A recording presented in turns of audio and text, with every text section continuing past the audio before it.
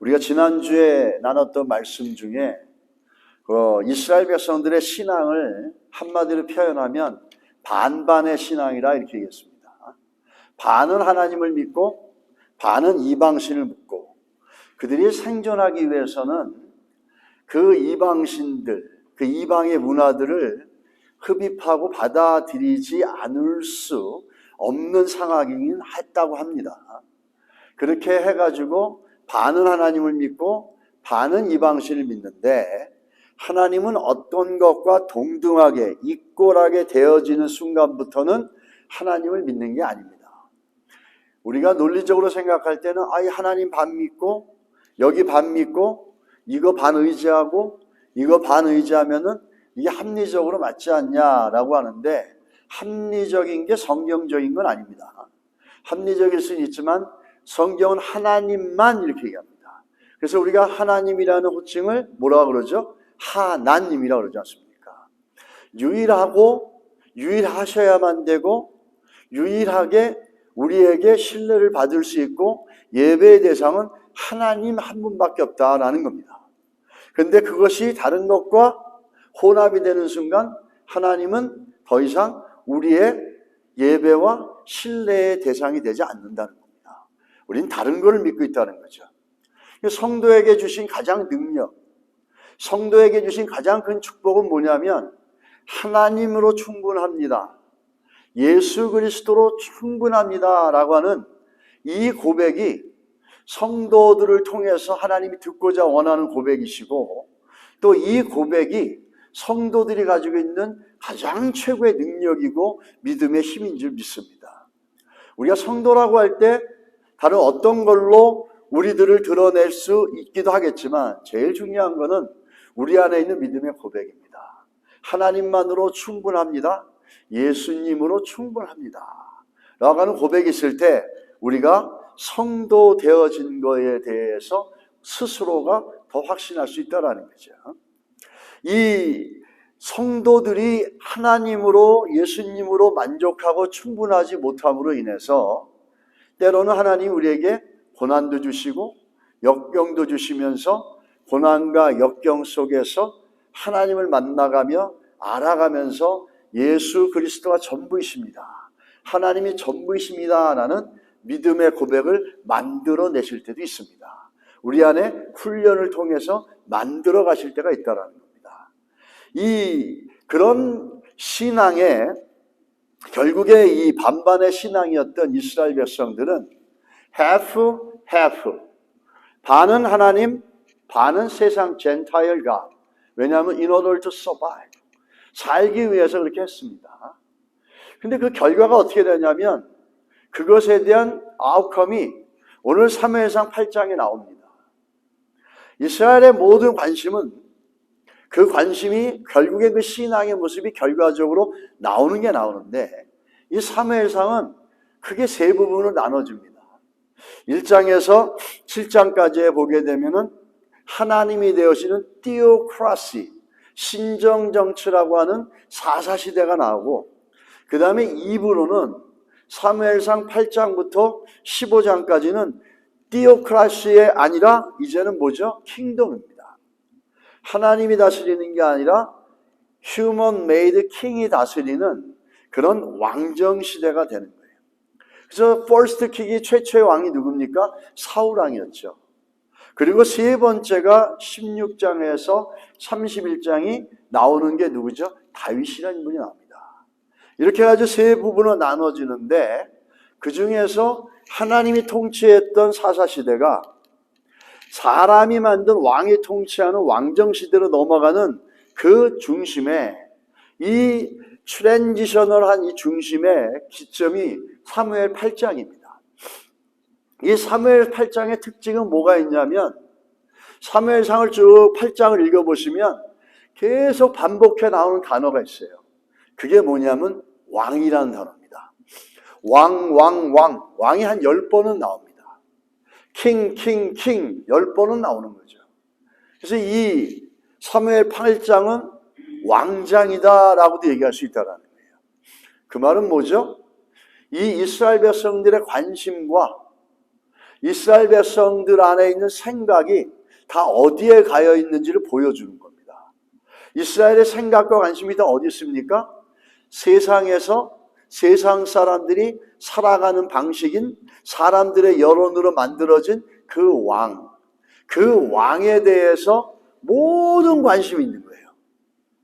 이 왕에 대해서 이 모든 관심이 있다라고 하는 것은, 이들의 관심이 다 왕에 가 있다라는 것은 하나님을 섬기고 하나님을 만족하고 살아가야 될 이스라엘 백성이지만, 그런 이스라엘 백성들이 그렇지 못하고 세상의 secular way, the secular 사람들이 secular world에서 말하는 그 human made king을, 거기에 모든 관심이 가 있는 거예요. 그 얘기는 다른 말로 이렇게 얘기하면 됩니다. 하나님 말고 뭐 다른 걸로 좀 우리를 채워주세요. 하나님 말고, 하나님을 믿으며 살아가는 그거 말고, 그런 믿음의 삶 말고 너무 지루하고 단순합니다. 좀 다른 것도 필요 없습니까? 우리 하나님 말고 뭐 좀 다른 게 필요합니다. 이 마음이 무엇으로 표출되었냐면 왕으로 나오는 겁니다. 하나님 말고 다른 것, 하나님을 다스리는 것 말고 다른 것, 사람이 좀 만든 어떤 것들, 다른 것들로, 하나님 외에 다른 걸로 좀 우리가 살아갔으면 좋겠습니다. 이게 하나님이 아니라 세상의 왕을 얘기하는 건 이스라엘 백성의 그 모든 관심이고, 그 관심은 하나님 말고 다른 것 좀 필요합니다, 이런 얘기를 하는 거죠. 그래서 로마서 1장 25절에 보시면 이렇게 얘기하죠. 이는 그들이 하나님의 진리를 거짓 것으로 바꾸어 피조물을 조물주보다 더 경배하고 섬김이라. 로마서 1장은 죄성을 쫙 얘기합니다. 인간의 죄성을. 인간 안에 죄가 있기 때문에 죄의 그 어떤 simple behavior, 또 simple reaction이 있다라는 거죠. 그 simple reaction과 simple nature가 갖다 주는 conducting이 어떤 게 있냐면, 여기가 creature가 있고 creator가 있습니다. 피조물이 있고 하나님이 있는데 이걸 바꿔버리는 거예요.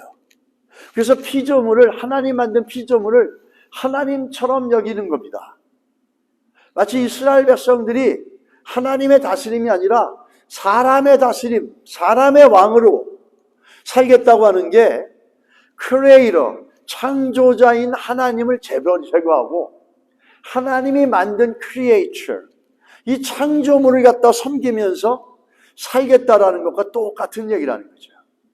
우리 안에는, 우리가 깨어있지 않으면 이런 불신앙의 심플 네이처에서 나오는 하나님을 거부하고 하나님 외에 다른 것, something else other than God, other than faith, believing the Lord, 이거 좀 다른 것, 하나님 외에 다른 것, 예수 그리스도 외에 다른 것, 이런 것들을 찾아가려고 하는 욕구와 욕망이 우리 안에 있다라는 겁니다.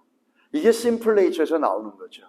우리는 그래서 기도와 말씀의 삶들을 놓쳐서는 안 된다는 겁니다. 이스라엘 백성들의 근본적인 문제는 뭐냐면 이거죠. 하나님을 믿고 살아가는 게 말고 저 세상 사람들 살아가는 게 겉으로 볼 때 너무 멋있는 거예요. 군사적으로나 경제적으로나 와, 너무 멋있는 거예요. 세상 왕들이 그 지배하는 나라들은 화려하고 너무 멋있는 거예요. 그래서 맨날 뭐 합니까? 자기들을 하나님의 백성인데 세상 사람들과 비교하는 거예요. 자기들의 왕, 하나님을 인간이 만든 왕에게 비교를 하는 거예요. 이 비교의식은 어디서부터 시작됩니까? 열등감에서부터 시작한다는 거예요. 내가 저 사람보다 우월한데 왜 나를 저 사람에게 비교하겠습니까?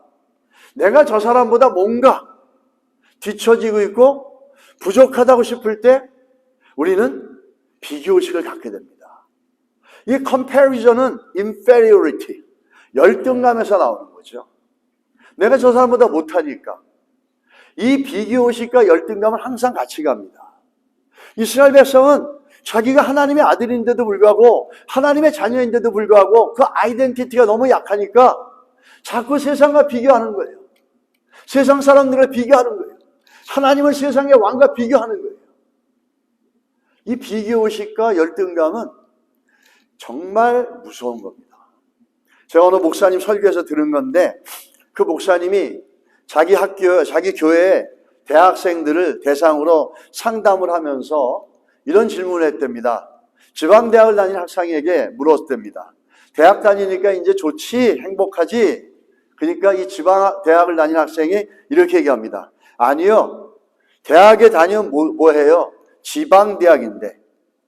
목사님은 서울에 있는 대학을 다니는 한 청년을 또 붙잡고 물어봤습니다. 지방대학이라고 불평하고 지방에 다닌다고. 그래서 서울에 있는 대학 학생을 물어봤어요. 그래서 똑같은 질문을 합니다. 야, 넌 대학 다니고 서울에 있는 대학 다니니까 정말 좋지? 이 대학생이 뭐라고 대답하냐면 이렇게 대답합니다. 서울에 있는 대학이면 뭐합니까? S대학이 아닌데. 이렇게 또 비교하면서 얘기하는 것을 들었습니다. 그래서 목사님이 서울대 다니는 S대 다니는 청년을 붙잡고 또 물어봅니다. 야, 너는 서울대 다니니까 좋겠지? 좋지? 행복하지? 그러니까 서울대 학생이 뭐라고 그러는지 아십니까? 서울대 다니면 뭐예요? 학과가 좋지 않은데. 메이저가 좋지 않은데 뭐 하겠어요? 또 이렇게 대답을 하는 거예요. 그래서 얼마 후에 그 목사님이 서울대학에 아주 좋은 대학을 다니는 청년을 만나서 물어봅니다. 너는 학교도 좋고 과도 좋으니까 행복하지? 라고 물어보자 이 학생은 이렇게 대답합니다. 좋은 과 서울대 다니면 뭐합니까? 수속도 못했는데. 이 비교의식이라는 거는 계속해서 이런 열등감을 통해서 누군가가 나보다 우월하다라는 것, 자기 만족이 없으면 끊임없이 계속해서 이 비교의식이 나온다는 겁니다. 이 비교의식은 우리들 살아가는 데 있어서 너무너무 크고 신앙적인 부분에서도 영적인 라이프에서도 이 스피리추얼 라이프에서도 내가 하나님의 자녀라는 아이덴티티가 약해가지고 세상 사람들이 살아가는 것들을 페이버하고 그것과 비교한다는 것은 우리 신앙생활에 너무너무 힘들고 어려운 문제들을 만들 수 있다는 겁니다. 그 어떤 분 이런 참된 만족이 없으니까 끊임없이 계속 비교하는 거죠. 이 비교의식은 사단이 우리들의 영혼을 압사시키고 무기력하게 만들려고 하는 가장 강력한 무기입니다. 이 비교의식은 열등감에서 나오는 거고 그 열등감은 비교의식을 만들고 비교의식은 더욱더 나를 무기력하게 만들고 증오와 질투와 시기심을 더 만들어낸다는 거죠. 이스라엘 백성들의 영적인 삶도 그들이 하나님의 자녀라는 아이덴티티가 너무 약하니까 세상과 비교하고 세상 사람들과 세상의 왕을 비교하면서 스스로 그 자신들의 가지고 있는 강점과 자기들이 갖고 있는 복을 깨닫지 못하는 모습이 있다는 겁니다. 여러분, 서울대 학생 생활연구소에서 서베이를 했어요. 서울대 학생들을 대상으로. 서울대 학생들이 상담받는 상담 내용 중에 가장 큰 게 뭔지 아십니까? 서울대 학생들이 가장 많은 상담하는 고민의 내용이 뭔지 아세요? 열등감이라는 겁니다. 탁월한 학생들, 똑똑한 학생들이 모였지만 더 우수한 학생들을 보면서 자기 안에 열등감을 느끼고 비교의식을 생겨서 좌절하고 그거를 오히려 상담하는데 서울대 학생들이 그런 내용으로 고민하는 사람이 많다라는 겁니다. 우리는 오늘 이거를 갖다 우리 스피리추얼 라이프, 영적인 삶에도 비교한다는 것 자체가 얼마나 큰 무서운 결과를 가져오는지를 알 수 있어야 될 줄 믿습니다. 오늘 이스라엘 백성들은 세상과 자신들을 비교하고 하나님을 왕으로 섬기면서도 세상의 왕과 비교하면서 이 비교의식 속에서 나온 결과물이 뭐였습니까? 그 결과물은 하나님을 거절하는 겁니다. 이 비교하고 반은 하나님, 반은 세상, 이렇게 half and half 이런 믿음으로 갖고 살아갔던 이스라엘 백성들은 결국에는 하나님을 세상의 왕과 비교하면서 받은 그 결과는 뭐냐면 사무엘상 8장 7절에 나오는 말씀이죠. 여호와께서 사무엘에게 이르시되 백성이 내게 한 말을 다 들으라. 이는 그들이 너를 버림이 아니요 나를 버려 자기들의 왕이 되지 못하게 함이라. 이렇게 얘기합니다. 오늘 본문에서 이스라엘이 비교식의 결과는 뭐냐면 하나님도 버리고 사무엘도 동시에 버렸다라는 거예요. 표면적으로는 사무엘을 거절한 거지만 실제적으로는 뭐죠? 하나님을 거부한 겁니다. 이 사무엘상 12장 3절로 5절에 보면 사무엘이 뭐라 그럽니까? 내가 한 번이라도 너희들의 소를 강탈하거나 내가 한 번이라도 너희들을 압제하거나 내가 한 번이라도 너희를 부당하게 하거나 그렇게 한 적이 있겠느냐? 있었느냐라고 물어보자 이스라엘 백성이 뭐라 그럽니다. 아닙니다. 그렇지 않습니다. 그러면서 하나님께서 내가 했던 것을 하나님 다 증언하실 것이다. 이 사무엘은 굉장히 신실하게 이스라엘 백성들을 섬겼고 리더로서 정말 기도를 하면서 그들을 사랑하고 그들이 어려울 때마다 위기 속에서 그들을 끄집어내 줬습니다. 근데 그럼에도 불구하고 그들은 사무엘을 거절하는 거예요. 왜 그렇습니까? 그들 안에 가장 근본적인 하나님의 자녀로서 하나님을 향한 마음들이 온전하게 드려지지 않고 반반으로 갈라져 있고 세상의 왕과 비교하니까 그 마음에 주를 향한 마음들이 온전하지 못하니까 하나님의 지도자, 하나님의 사람인 사무엘을 그렇게 열심으로 성실하게 섬겼어도 거절해버리는 거예요. 자기가 무슨 상관이냐는 거죠. 그렇습니다. 우리 안에 예수 그리스도가 없고 하나님을 경외하는 마음이 없으면 하나님이 세운 리더들에 대해서 아무리 그 리더들이 여러분을 잘 섬겨주고 기도해줘도 뭐 그까짓 것 하면서 무시해버릴 수 있는 게 우리들 안에 나올 수 있는 모습이라는 거예요. 그게 사람에 대한 게 아니라 결국 내 안에 있는 하나님에 대한 마음이라는 거죠. 사무엘은 그렇게 거절을 당합니다. 그렇게 열심히 수십 년을 갖다 섬겼고 사랑해줬고 기도해줬고 그랬는데도 불구하고 더 이상 필요 없습니다. 당신의 아들들은 당신만큼 의롭게 살지도 않고 더 이상 우리는 사사제도가 필요 없습니다. 그 말은 뭐죠?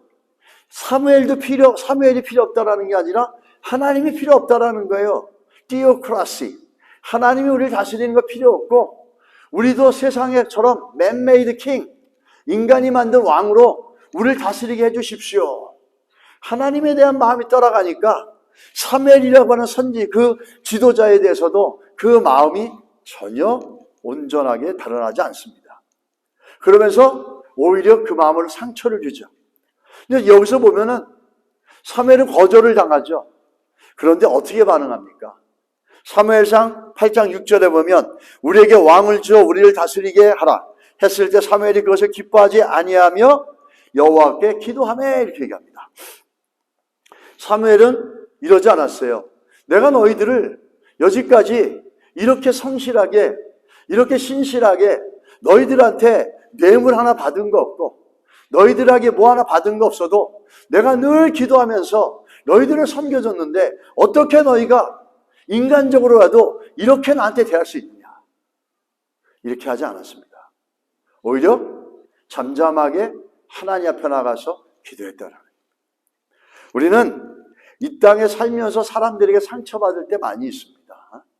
그런데 그 상처받았다고 아파하고 낙심하는 그런 게 아니라 사무엘처럼 그때 우리는 여호와 앞에 나가서 하나님 앞에 기도할 때 그 아픔들을 하나님의 위로와 하나님의 만져주심으로 오히려 하나님께 더 가까워지며 하나님의 큰 은혜를 얻는 축복의 통로로 만들 수 있다는 겁니다. 사무엘은 개인적으로 그렇게 상처받을 수 있었지만 기도함으로 그 상처받을 수 있는 상황에 오히려 하나님 앞에 나감으로 인해서 하나님의 위로를 받습니다. 이 하나님을 거절했던 가장 근본적인 원인을 비교시라고 그랬습니다. 5절에 보면 분명하게 얘기하고 있죠. 5절에 모두 뭐라고 말씀하십니까?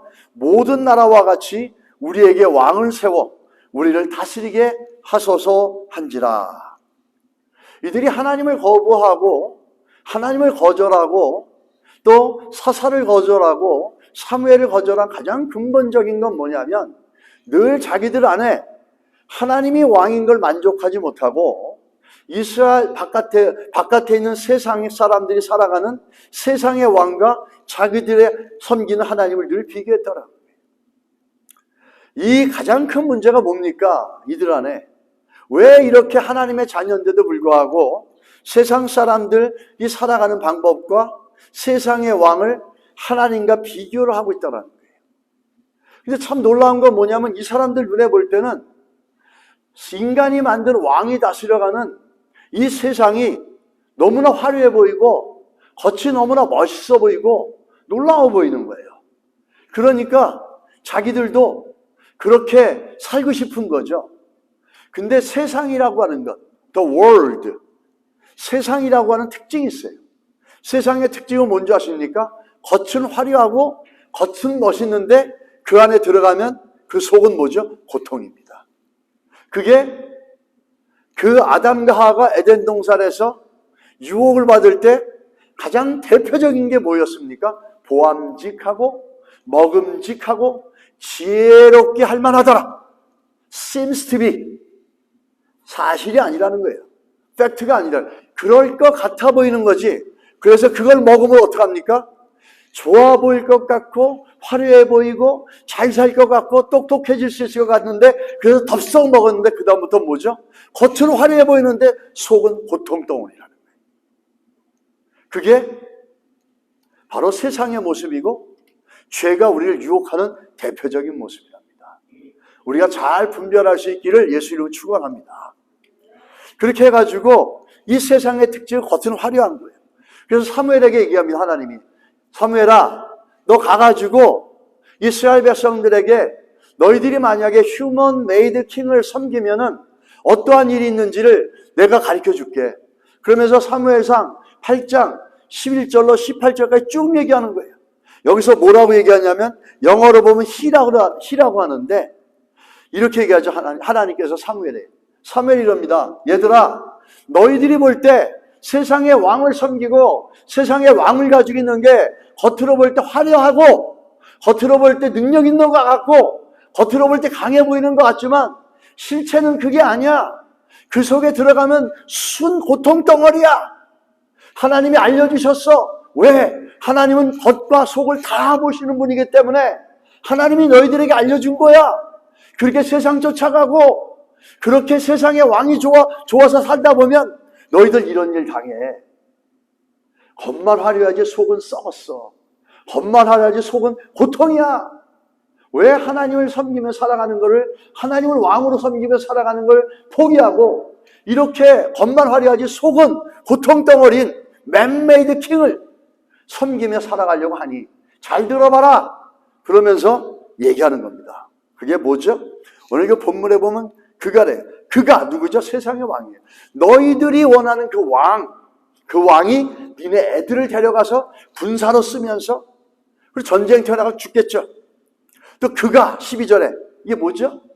너희들이 원하는 그 왕이 너희 아들들을 천부장 50자로 삼으며 자기 밭을 갈게 하고 장비를 만들게 하고 군대 가서 일하게 만들고 싸우게 만들고 노동하게 만들고 그가 또 너희의 딸들을 데려가가지고 떡 굽는 자로 삼을 거고 일을 시킬 거고 그가 또 너희 바깥 포도원 감난 제일 좋은 걸 가져갈 거고 그가 또 너희 곡식과 포도원의 소산의 11조를 가져가서 자기 신하들한테 공무원들한테 준다는 거죠.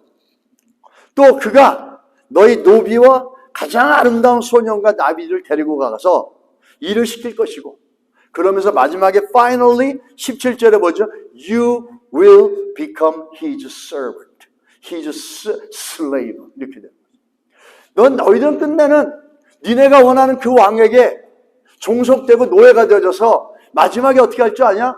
울부짖을 거야 나한테. 도와주세요. 우리가 원했던 왕을 세워봤지만 그 왕한테 이런 고통밖에 없었습니다. 하나님 도와주세요. 라고 이렇게 울부짖을 때 하나님 뭐라 하죠? 나는 너의 기도를 듣지 않겠다 이렇게 합니다. 이게 세상의 왕이 겉으로 화려해 보지만 세상이 겉으로 화려하지만 들어가면 들어갈수록 고통밖에 없다라는 거예요. 이 말은 뭐냐면 우리가 이 땅에 살지만 하나님의 다스림과 하나님의 인도하심과 그분이 기뻐하는 삶을 살려고 하는 하나님의 자녀로서의 삶을 우리는 깨어서 지켜나가야 될 줄 믿습니다. 이렇게 하면서 이스라엘 백성들이 겉으로 화려하지만 속은 썩어 있는 걸 모르는 거죠. 그 재밌는 옛날 이야기가 있습니다.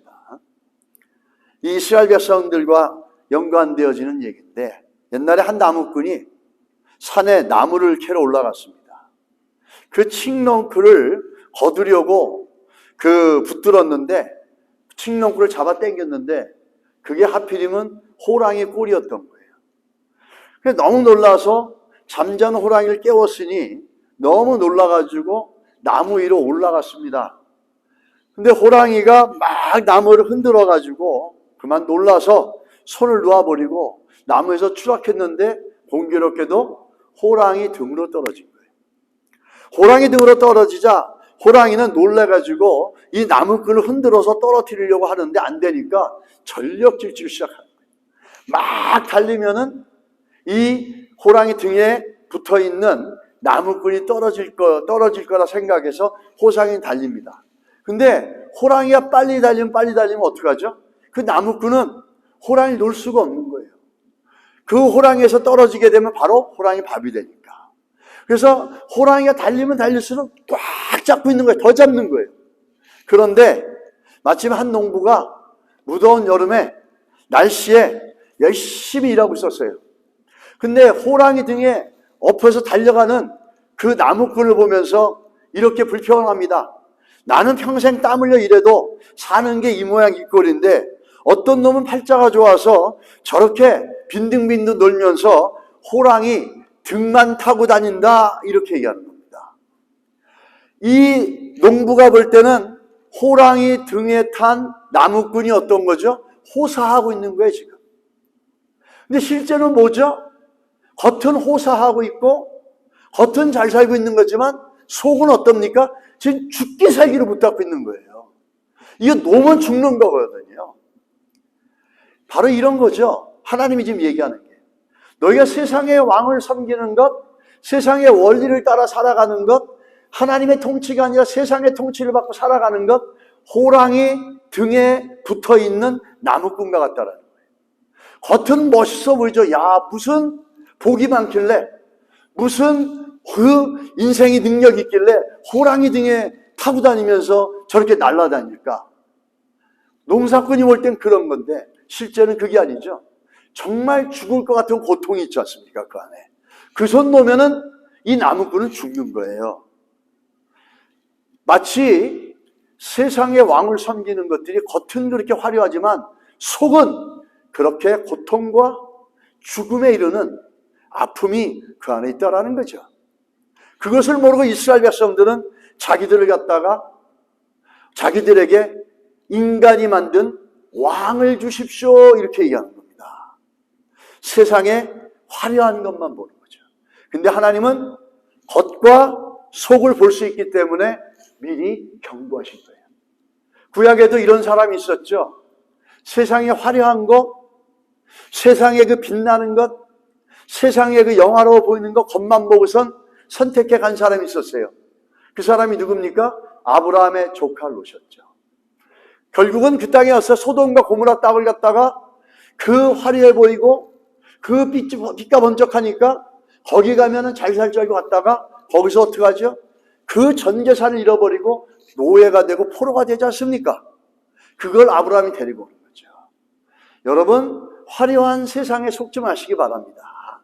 심플하고 단순하고 하나님을 섬기는 게 별로 익사이팅한 게 없지만 그 하나님을 섬겨 나갈 때 거기에 생명이 있고 하나님이 나를 다스리고 나의 주인임을 고백하고 아바 아버지라 그러면서 그분과 가까이 가며 그분 뜻을 따라 살아가려고 할 때 거기에 기쁨이 있고 참된 행복이 있다는 거예요. 거기에 만족이 있다는 겁니다. 왜 이 사람들이, 이스라엘 백성들이 저 세상의 왕들과 자신들을 비교하면서 겉은 화려하지만 속은 죽어갈 수밖에 없는 고통이 있는데도 그거는 못 보고 겉만 보고 세상에 왕을 세워주십시오 그랬습니까? 이들 안에 만족이 없는 거예요. 하나님의 자녀로서 하나님을 섬겨가고 하나님을 알아가면서 그 하나님으로는 만족이 없으니까 하나님의 자녀인데도 불구하고 세상의 원리를 따라가는 겁니다. 그런데 중요한 거는 이렇게 하나님을 리젝하는 이들의 이 행동이, 이들의 판단과 결정이 하루아침에 이루어지는 게 아니에요. 하루아침에 뿅 하고 나타나는 게 아니었어요. 어제 오늘의 문제가 아니었다라는 거예요. 이 이야기는 이스라엘 백성들의 영적인 습관이었어요. 믿음은 다른 말로 말하면 습관입니다. 어떤 습관이죠? 하나님 앞에 순종에 따라가려고 하는 습관이라는 거예요. 불순종도 뭐죠? 습관이에요. 하나님을 밀어내버리고 하나님의 뜻을 따라가지 않고 내 뜻과 내 결정과 내 판대로 살아가려고 하는 죄성에서 나오는 아주 고착되어져 있는 습관입니다. 믿음으로 삽니다라고 얘기하지만 하나님을 따라가고 그 믿음으로 순종해 나가는 이 습관이 안 되어져 있으면, 이 habit이 없으면, 이 holy, sacred habit, 이 거룩한 habit이 없다면 우리는 언제든지 이스라엘 백성들처럼 언제든지 습관적으로 하나님을 세상의 왕과 비교하면서 거절할 수 있어요. 이스라엘 백성들의 습관을 갖다가 오늘 보십시오. 하나님이 뭐라고 말씀하시는지. 내가 그들을 애굽에서 인도하여 낸 날부터 오늘까지 그들이 모든 행사로 나를 버리고 다른 신들을 섬김같이 내게도 그러하니라. 언제부터요? From the day I brought them out of Egypt until now, continually, constantly, habitually 나를 리젝했다는 거예요. 계속해서 리젝해 나갔다는 거예요. 아주 습관적으로 자기들도 모르게 하루아침에 어느 날 갑자기 하나님의 뜻을 난 안 하겠어. 이게 아니라 한 번도 제대로 하나님 앞에 순종해 본 적이 없는 하나님의 백성들이었다는 거예요. 불순종은 이거는 simple nature, 죄성에서 갖다 주는 습관입니다. 하나님의 거룩한 영이 우리에게 들어오면은 그 불순종의 습관을 밀어내면서 싸우면서 거기서 충돌이 있으면서 영적 전쟁을 하면서 우리가 믿음을 따라서 순종해 나가려고 하는 싸움이 있습니다. 근데 이스라엘 백성은 그러지 않아요. 쉽게 포기해버리고 세상과 비교해서 가본다는 거죠. 이 이스라엘 백성들을 보면은 애굽에서 나온 날부터 지금까지 광야 40년 동안 지금 가나안 땅에 들어와서 지금까지 끊임없이 그들은 하나님을 거절했습니다. 이 선택된 이들의 불신앙의 습관들, 이것들이 결국에는 하나님이 구름 기둥과 불 기둥으로 표적을 보여주고 반석을 쳐서 물을 내고 홍해를 갈라주시고 마라의 쓴물을 단물로 바꿔주시고 메추라기를 보내주시고 아침마다 새로운 만나를 부어주시는데도 이런 놀라운 하나님의 인도와 역사가 있고 밤에는 불기둥으로 따뜻하게 해주면서 하나님의 임재를 보여주시고 낮에는 구름 기둥으로 햇빛을 막아주면서 하나님이 함께하는 걸 보여주시는데도 불구하고 눈으로 보고 그 만져보는 역사가 있고 먹어보는 역사가 있는데도 그들은 어떻게 했습니까? 광야 40년 동안 늘 complain, 불만, 불순종, 불신, 불평, 그리고 또 뭐였죠? 비교. 이 비교는 하루아침에 일어난 게 아니에요. 출애굽기 보십시오. 출애굽기 16장 2절로 3절에 보면 이렇게 나오죠. 이스라엘 온 회중이 그 광야에서 모세와 아론을 원망하여 그들에게 이르되 우리가 애굽 땅에서 고기 가마 곁에 앉았던 때와 떡을 배불리 먹던 때에 여호와의 손에 죽었다면 좋았을 것을. 뭐라 그러는 거죠? 지금의 살아가는 삶을 과거에 자기들이 이집트에 있으면서 노예로 살던 때와 비교하는 거예요. 노예로 살았어도 먹는 거는 내가 먹고 싶은 거 먹지 않았느냐? 노예로 살면 어떠냐? 내가 먹고 싶은 밥 먹고 내가 먹는 음식만 잘 먹으면 되지. 얼마나 그 어떤 이 프레시 디자이어가 강합니까? 내가 노예가 되고 그런 거 상관없이 그냥 먹고 싶은 거 먹고 충동대로 살고 느낌대로 살고 그랬던 내가 더 좋았다라는 거예요. 광야에서도 늘 지금 이끌어가신 하나님의 인도하심과 구름 기둥과 불 기둥과 만나와 매출하게 보지 못하고 매일같이 과거와 비교하면서 살아갔던 게 이스라엘 백성들이에요.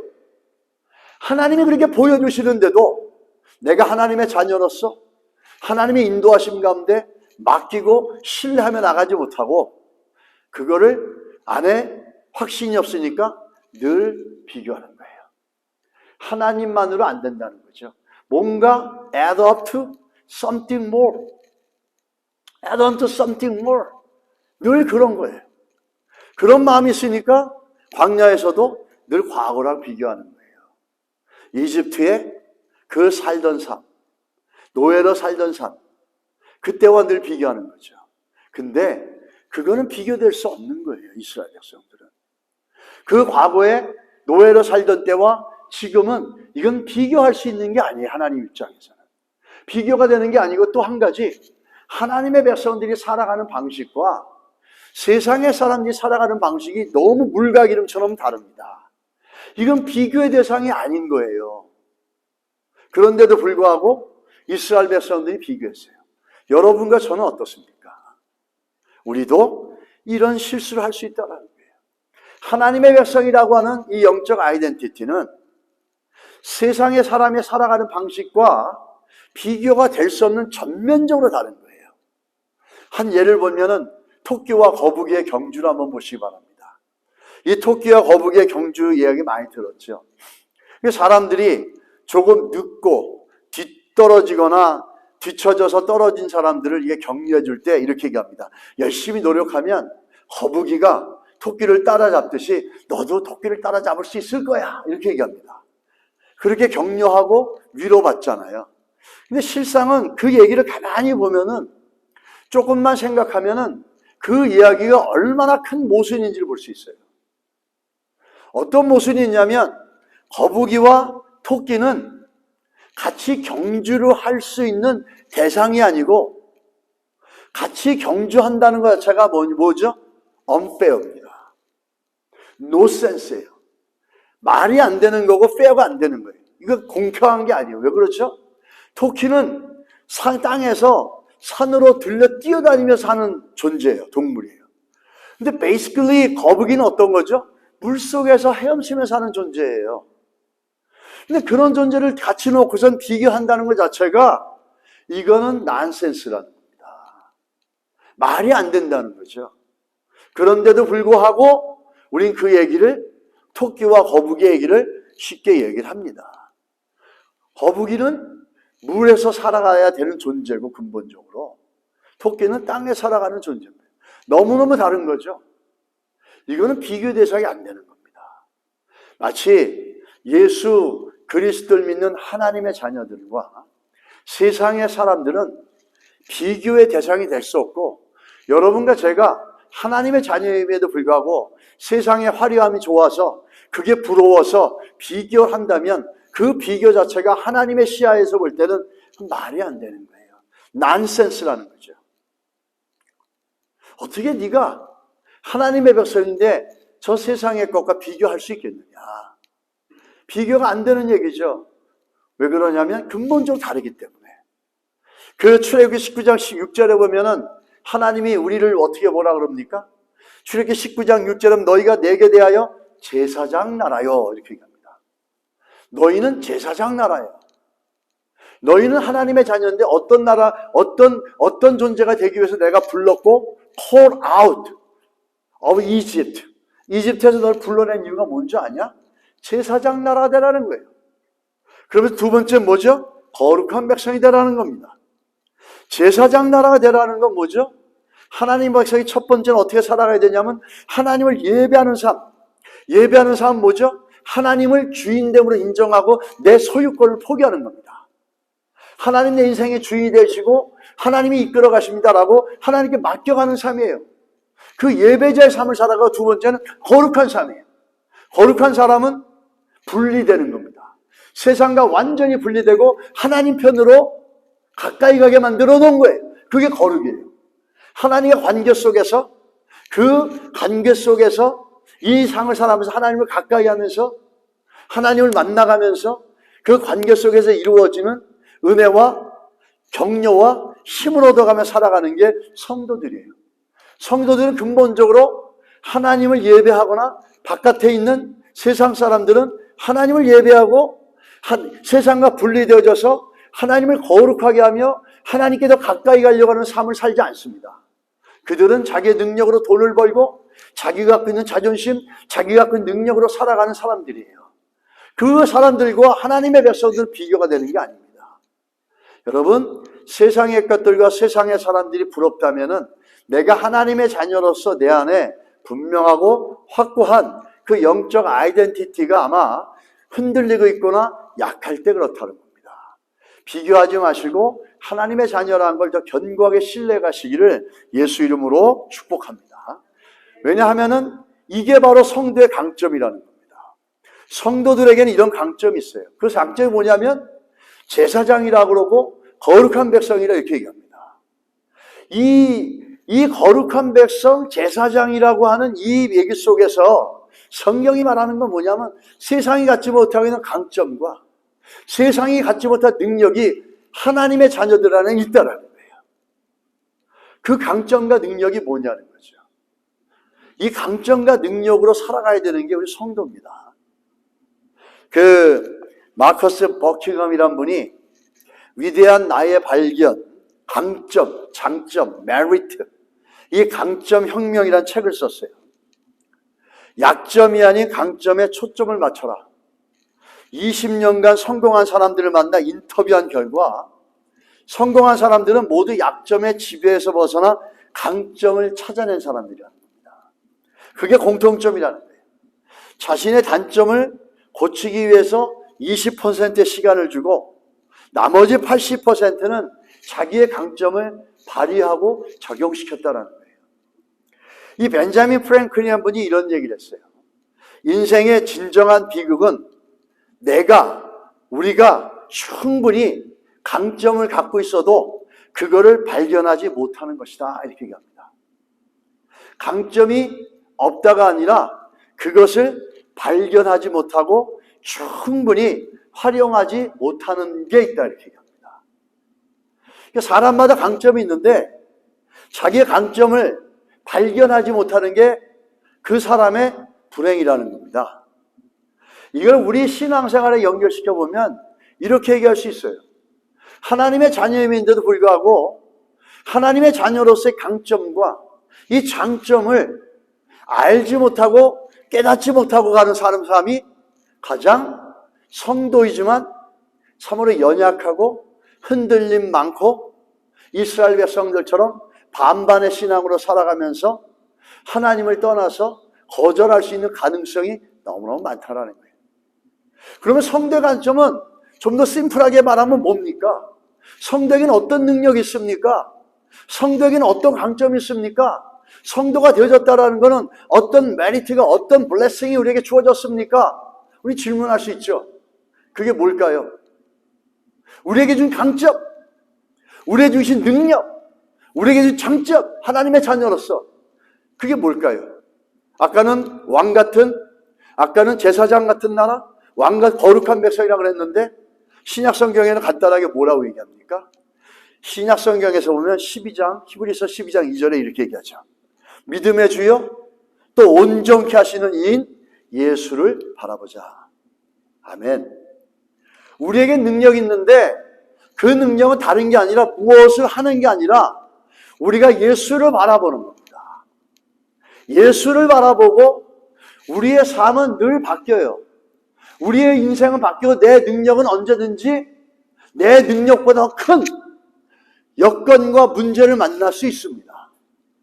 그러나 우리의 믿음의 시야는 하나님을 향해서 예수 그리스도를 향해서 고정시킬 수 있는 믿음의 시야와 믿음의 능력은 그 모든 변화무쌍한 삶의 여건 속에서도 우리들의 삶을 온전하고 복되게 이끌어갈 수 있는 능력이라는 겁니다.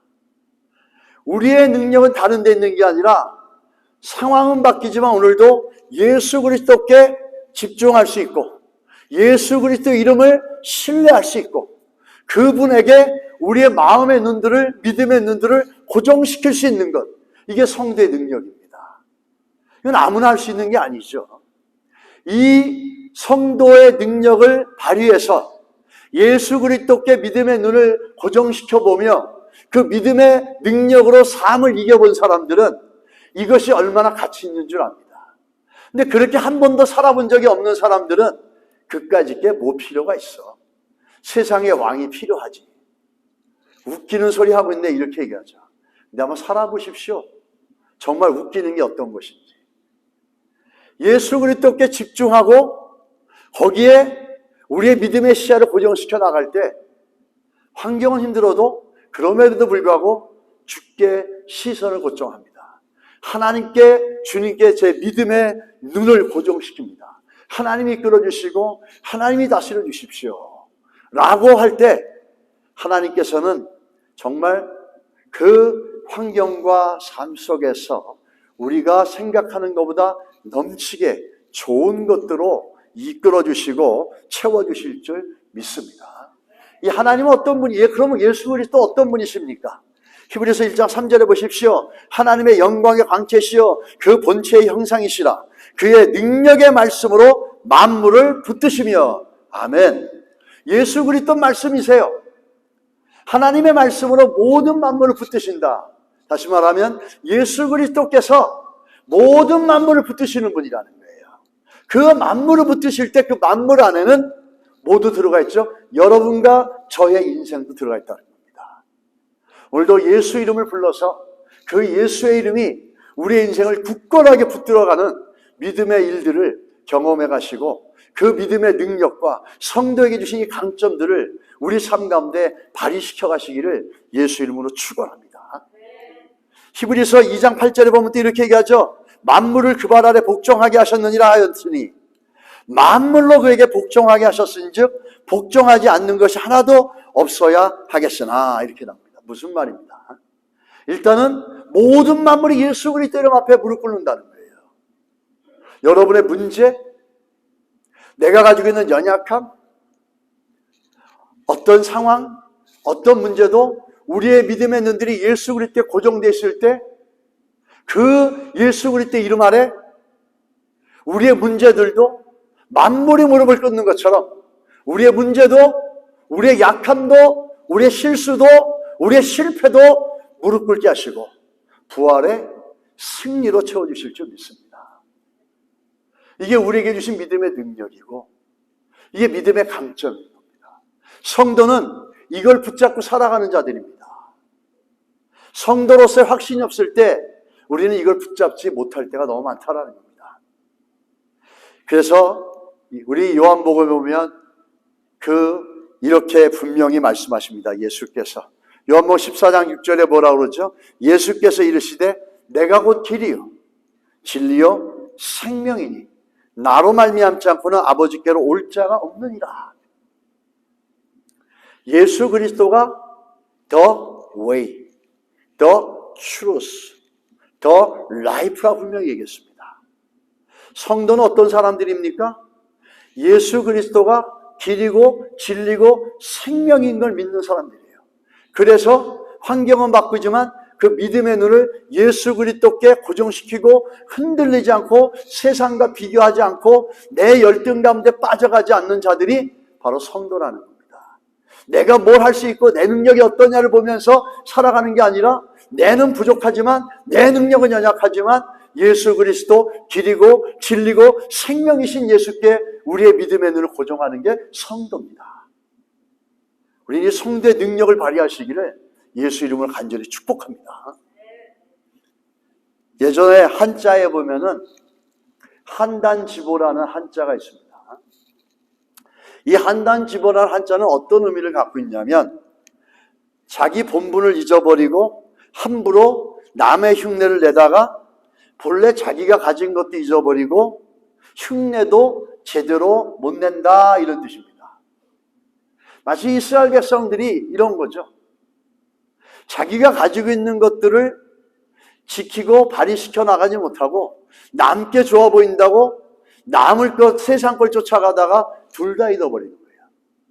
이 한단지보라는 것의 배경은 이런 배경입니다. 중국 연나라 때 한 소년이 있었는데 조나라라고 하는 도시가 있는데 그 도시의 이름이 한단이었어요.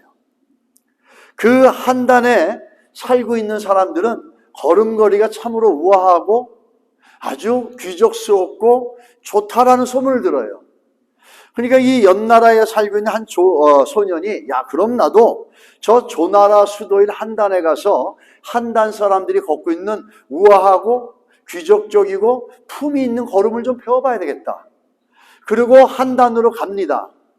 한단으로 가서 보니까 그 걸음걸이를 쫓아가려니까 너무 안 되는 거예요. 그래서 자기 걸음을 잊어버리고 내가 본래 걷던 걸음걸이를 잃어버리고 그거를 잊어버리고 이걸 없애버리고 어떻게 하든지 저 사람들의 걸음을 따라가야 되겠다. 그래서 철저하게 자기 걸 잃어버리고 그게 좋아 보여서 그걸 쫓아가려고 막 합니다. 근데 오랜 시간이 지났어요.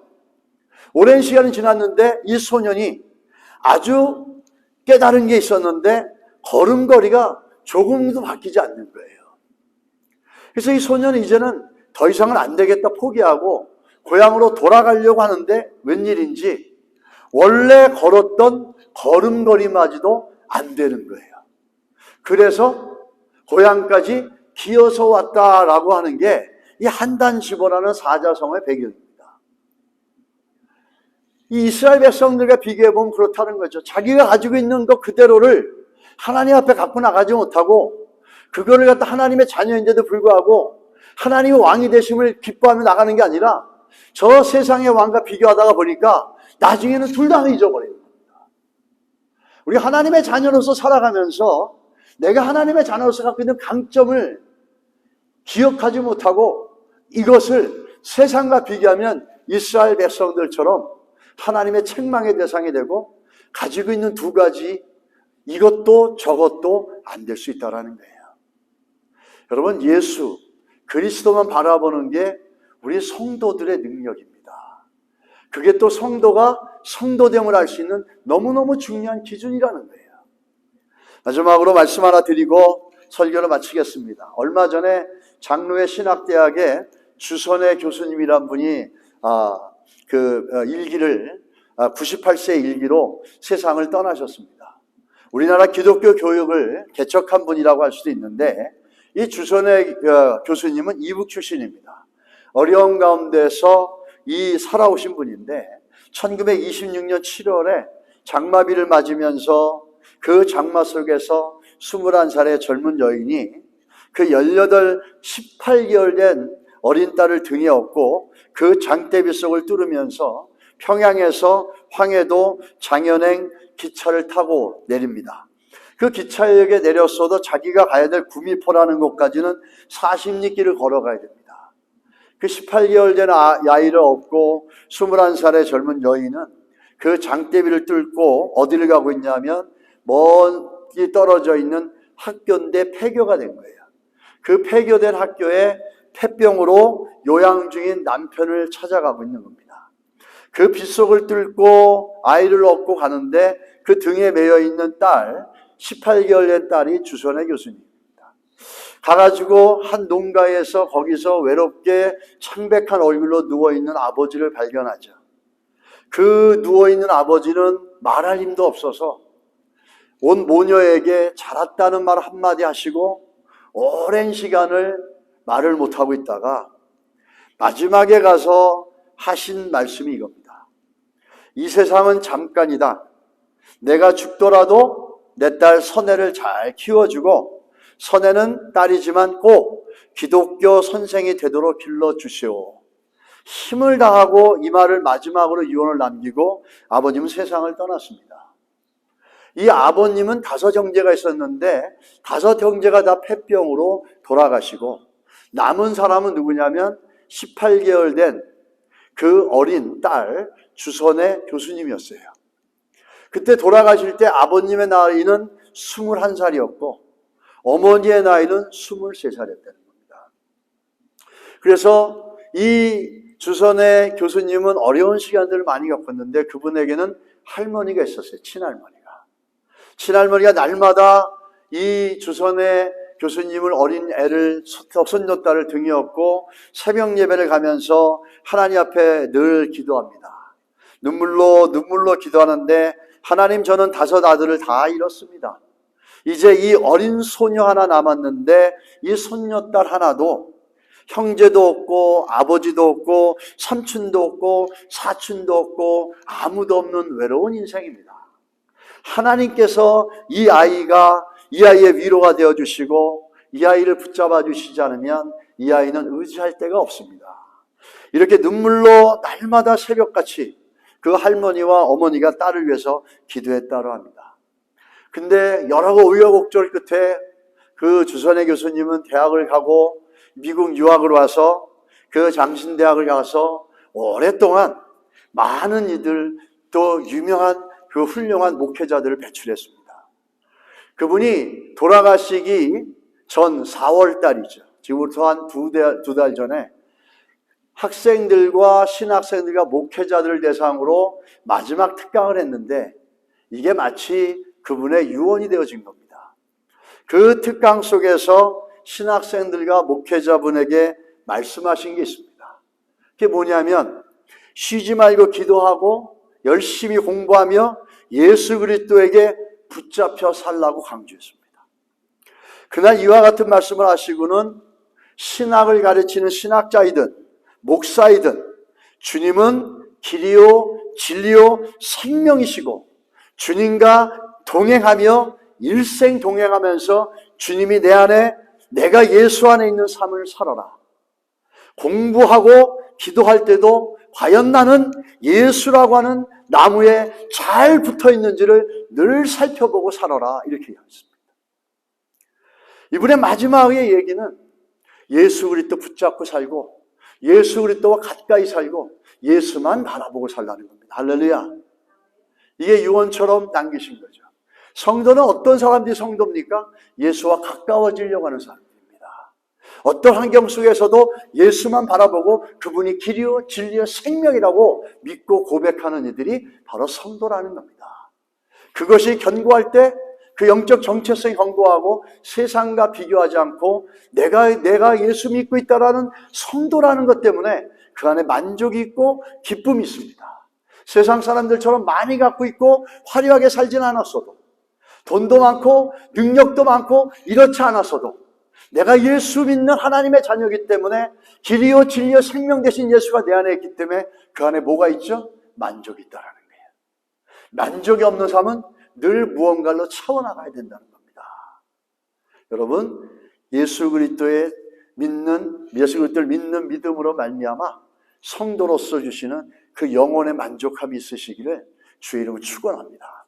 그러므로 예수만 바라보시기를 성도됨이 예수만 바라본다는 것을 믿으시기를 주의 이름으로 축복합니다. 우리 마지막으로 이 말씀을 읽으면서 말씀을 정리하겠습니다. 같이 읽겠습니다. 시작. 예수께서 이르시되 내가 곧 길이요 진리요 생명이니 나로 말미암지 않고는 아버지께로 올 자가 없느니라. 아멘.